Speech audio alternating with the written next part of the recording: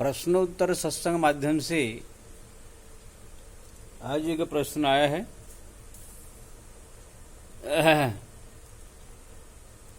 सरिता सेक्शना गाजियाबाद, सरिता सेक्शना गाजियाबाद शायद उत्तर प्रदेश में है, दिल्ली के पास। उनका प्रश्न है, घर में रहकर भजन करना, भक्ति करना और धाम तीर्थ में रहकर भक्ति करने में अंतर क्या है? बहुत सुंदर प्रश्न है। देखिए जी, भक्ति भगवान के संसार में कण कण में भगवान विराजमान है। हर एक जगह में उनका सत्ता है। कहीं भी उनको पुकारिए, कहीं भी उनका भजन कीजिए, भक्ति कीजिए, उनको मालूम है, वो कृपा करते हैं।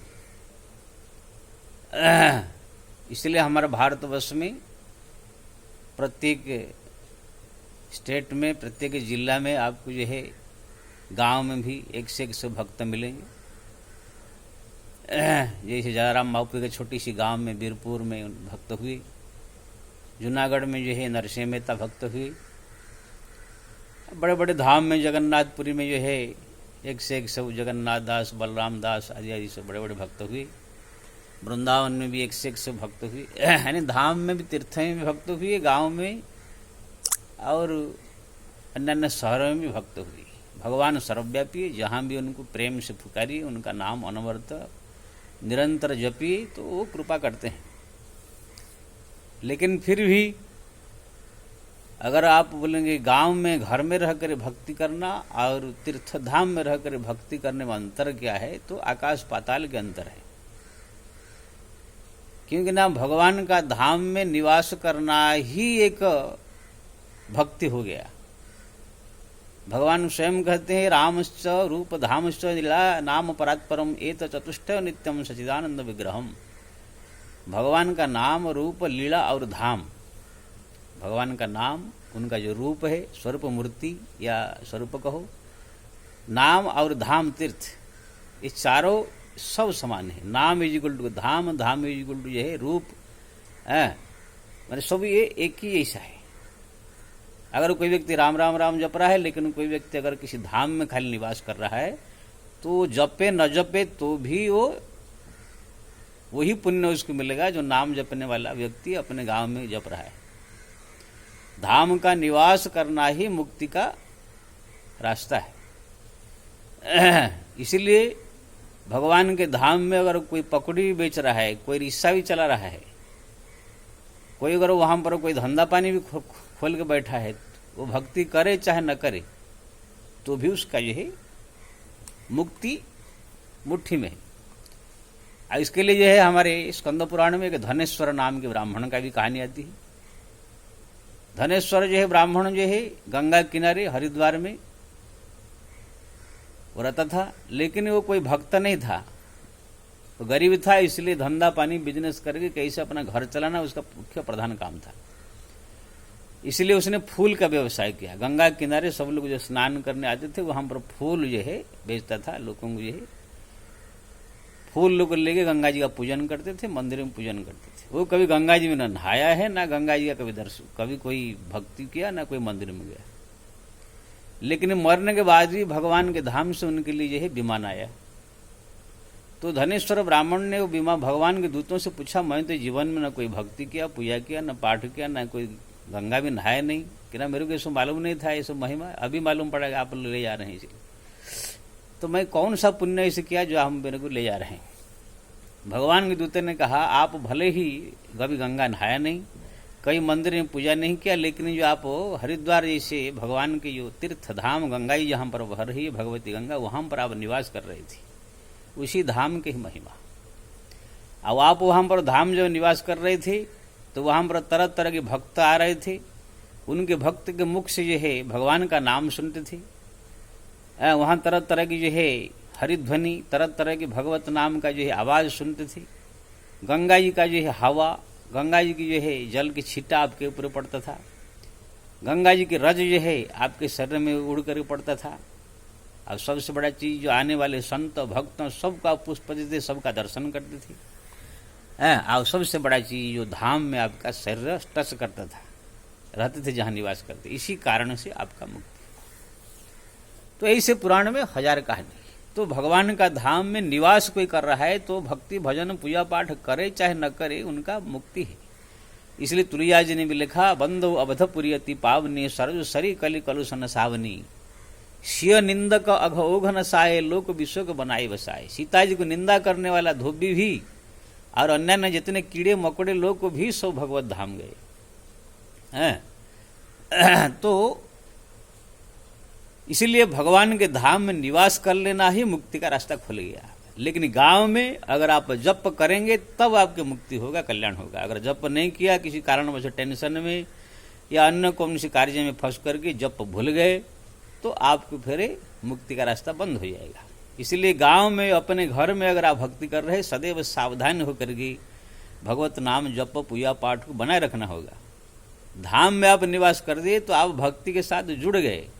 आप वहां पर, अब तो जब धाम में कोई रहता है तो भक्ति पूजा तो करते ही है सब, लेकिन अगर नहीं करते हैं तो भी मुक्ति उनके हाथ में सिद्ध है।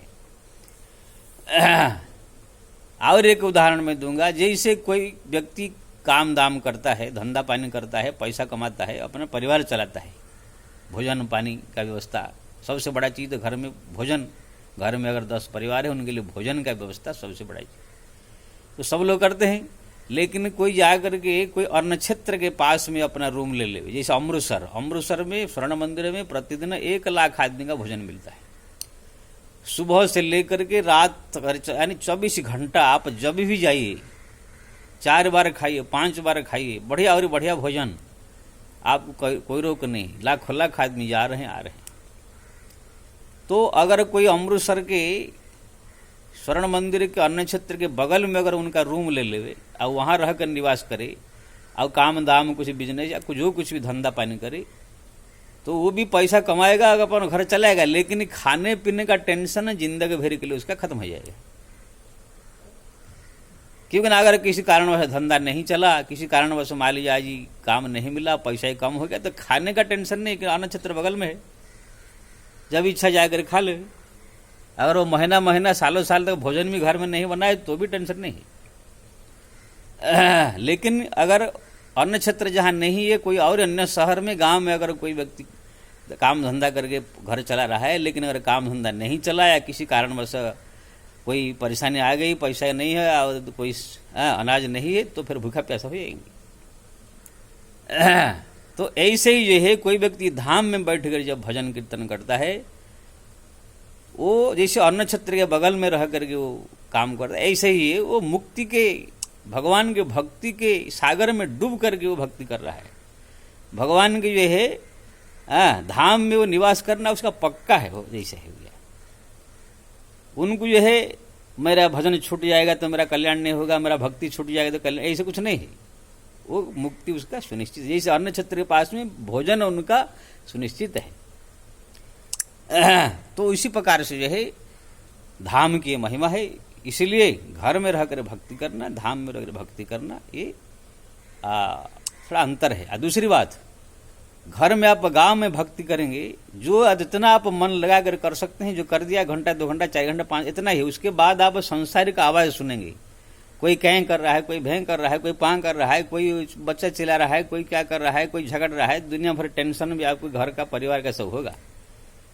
लेकिन धाम में आप रह, अयोध्या में, वृंदावन में, कहां रह रहे आप, भले ही जितना टाइम भजन भक्ति कर रहे हैं, लेकिन भजन भक्ति पूजा पाठ के अलावा अगर जैसे आप बाहर निकलेंगे या बैठे भी है तो राधे राधे, जय श्री राम, कहां पर राम नाम का धुन, कहां पर कृष्ण कृष्ण का धुन आपके कान में पड़ता रहेगा। अभी खाली वृंदावन में आप बाहर ऐसे घूमने के लिए निकल जाए तो 1000 बार तो आपके कान में राधे राधे राधे राधे राधे कृष्ण से पड़ जाएगा। अयोध्या में आप ऐसे खाली बाहर निकल जाए तो आप सीताराम सीताराम लाखों बार सुन लेंगे, आप 1000 बार सुन लेंगे।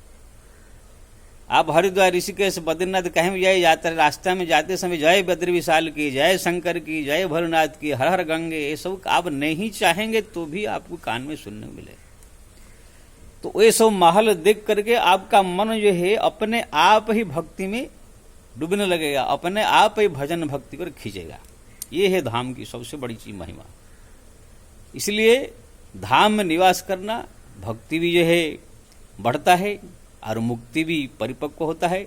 और सबसे बड़ी चीज है, अपने घर में पूजा पाठ करने से जो फल होता है, धाम में उसका 100 गुना ज्यादा फल है। हमारे शास्त्र में लिखा है, अगर कोई व्यक्ति घर में बैठ कर माला अगर जप रहा है, 10 माला जप रहा है, वही अगर कोई धाम में बैठ के जप कर रहा है तो उसका 100 माला के बराबर फल मिलेगा। इसलिए धाम में उसका फल बढ़ जाता है। तो इसी प्रकार से धाम की महिमा है। ऐसा और अन्य भी उपाय है, जैसे तुलसी के जड़ के पास बैठ के जपो तो भी उसमें 100 गुना बढ़ जाता है, किसी मंदिर में जाके जपो तो भी 100 गुना बढ़ जाता है। तो ऐसे बहुत लोग जो है अपने घर में तुलसी का पौधा रख के उनके सामने भी जप करते हैं।